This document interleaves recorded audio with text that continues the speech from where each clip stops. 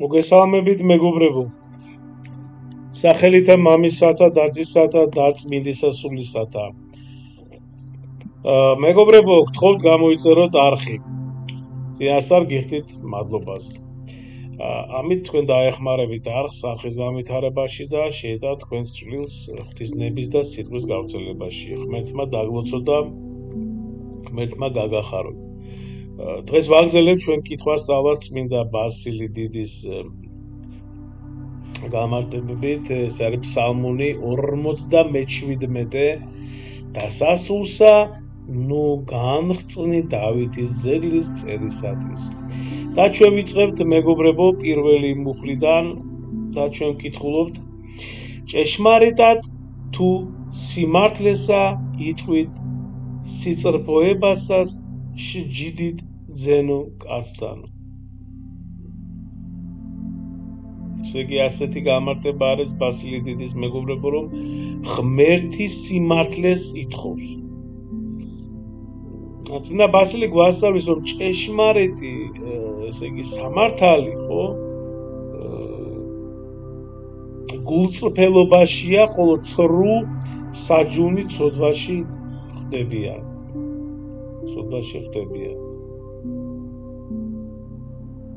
შემდეგ მეორე მუხლი.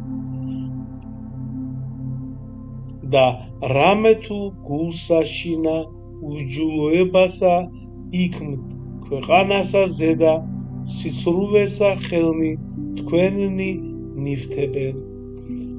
გამარტება წმინდა ბასილის დიდის ასეთია, რომ ცოდვა გულიდან მოდის და ესე იგი რომ ზაკრული საქმეები სიცრუიდან იბადება, მაგრამ ღმერთი ხედავს ყველაფერს.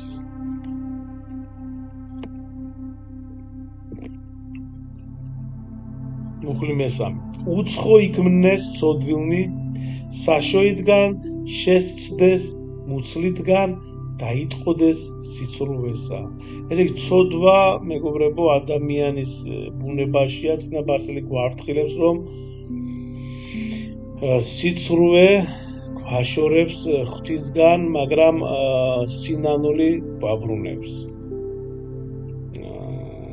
გულწრფელ სინანულს, მეგობრებო, აქვს უდიდესი ძალა და მადლი. ყველაფერი გულიდან მოდის და შემდეგ უკვე ეს გარეგნულია, მეორე ხარისხოვანი. იმიტომ რომ უფალი გულს უყურებს. შემდეგ მეოთხე მუხლი. გულის წყრომაი მათი მსგავს არს გველისა და ასპიტისა ყრუისა, რომელსა დაეყნიან ყურნი მისნი. წმინდა ბასილი დიდი გამარტავს მეგობრებო, რომ ბოროტი გული გველს გავს და ესე იგი წმინდა ბასილი ამბობს, რომ ცოდვილი ყრუა ღვთის ხმისთვის, მაგრამ ღმერთი მაინც გასჯის.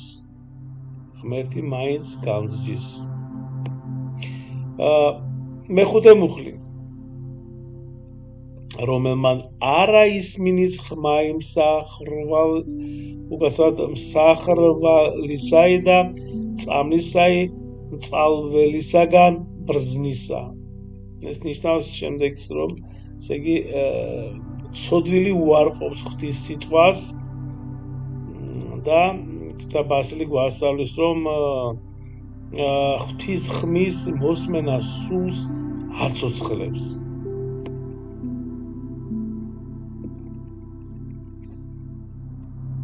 შემდეგი, მეგობრებო, შეგახსენებთ, ჩვენ ვკითხულობთ 47 ფსალმუნს და ვაგრძელებთ მე-6 მუხლიდან და ასევე, რა თქმა უნდა, მნიშვნელოვანია, მე ვამბობ ყოველთვის თითქმის ვიდეოში, მაგრამ ვიც ახლა მისმის პირველად, რომ აუცილებელია და სწორი იქნება, მნიშვნელოვანია, რომ თქვენ, როდესაც უსმენთ ფსალმუნს, თუ გნებავთ არხზე არის ხო, ბიბლიას, თქვათ ძველ აღთმას, ახალ აღთმას, ძალიან მნიშვნელოვანია, რომ აუცილებლად აიღოთ წინი, გადაშალოთ და ესე იგი ტექსტ გააყოლოთ, თვალი გააყოლოთ ტექსტ ხო და რამე თუ უფრო კარგად აღიქვამთ და უფრო კარგად ჩაგიჯდებათ გულში, ესე იგი გონებაში და უფრო კარგად დაიმახსოვრებ და უფრო კარგად ესე იგი გასაგები იქნება და მარტივად უფრო იქნება, რომ ესე ჩემს როდესაც უსმენ და თავად თქვენ კითხულობთ. შემდეგი ვაგზელებ მეექვსე მუხრიდან. ღმერთმა შემუსწრნეს კბილნი მათნი, პირსა შინამაცა და შუანი ლომთანი შეფქვნა უფალმა. ბასილი დიდი გამარტავს, რომ ღმერთი ანადგურებს ბოროტის ზალას და ესე იგი ის გვარწმუნებს, რომ ღვთის სამართალი ზაკურის იარაღს ამტვრევს. მეშვიდე მუხლი. შეურაც იქმნენ იგენი ვითარცა წყალი და თხეული გარდააცვეს შვილსა მისა ვიდრემდეს მოუზლურდეს. ესე იგი ბოროტი ქრება როგორც წყალი და წმინდა ბასილი ამბობს, რომ ღვთის ზალა ანადგურებს მათ, ვინც ცოდვაშია. ესეთი გამარტება არის. ვითარცა ცვილი რაი დადნის ეგრე მოესრულნენ დაეცა, მას ზედა ცეცხლი და არა იხილეს მზე.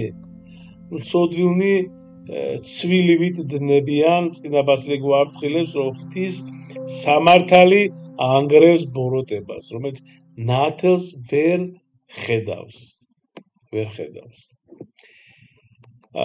მეცხრე მუხლი.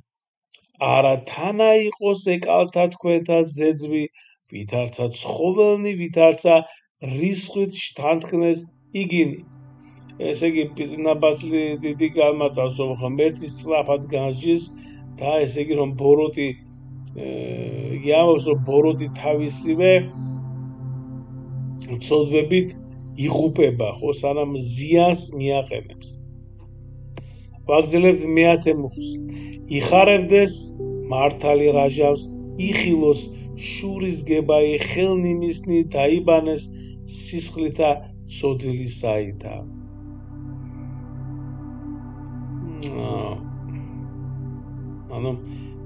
მართალი, ნახეთ, მართალი ხარობს ღვთის სამართლით, ხო და ესე იგი ბასილი დიდი გვარწმუნებს, მეგობრებო, რომ ღმერთი იცავს მართლს და სჯის ბოროტს. და ბოლო მუხლი, ეს არის მე-11 მუხლი. და თქვენს კაცმან ვაცავად და თქვენს კაცმან რამე თუ არს სამენაყოფი მართლისაი და არს სამე ღმერთი, რომელმან საჯნეს იგინი ქვეყანასა ზედა, დიდება მამასა და ძესა და წმინდასა სულსა, აწ და მარადის და უყუნითი უყუნისამდე. ამინ.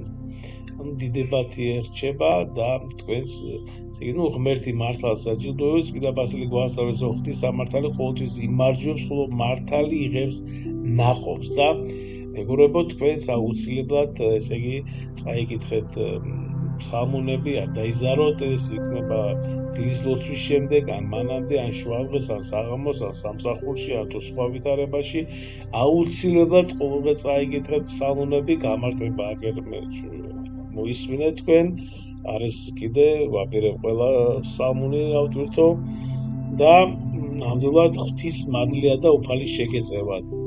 ღმერთმა დაგვოცოთ, ღმერთმა გაგახაროთ და ვიცმისვედით ყველა შეგიწიროთ უფალმა. აბა მადლობა და გაიხარეთ.